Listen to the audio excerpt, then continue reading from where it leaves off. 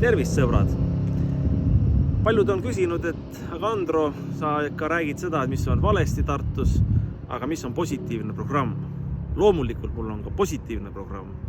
Ja üks on see, et meil on väga hea asi Tartus.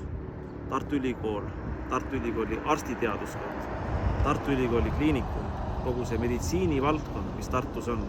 Ja see saaks olla meie Tartu arenguhüpe, kogu Eesti arenguhüpe. Tartu saaks kogu Eesti käima tõmmata ja Tartu Ülikooli arstiteaduskond saaks kogu Tartu käima tõmmata.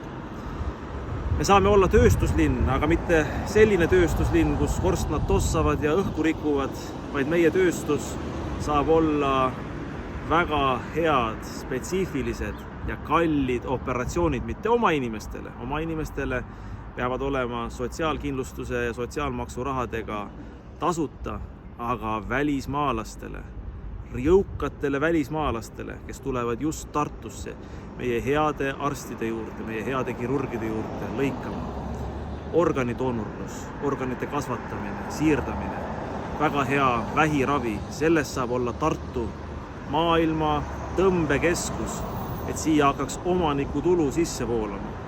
See aitaks tõsta meie inimeste palgataset.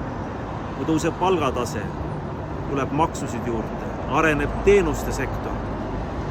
On võimalik noori peresid toetada, on võimalik pensionäre toetada, sünnib pealekasv.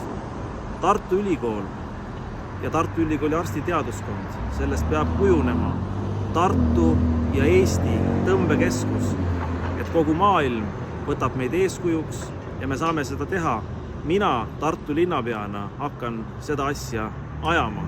Selle peale minu sõna, tulge kaasa, see ongi meie plaan B.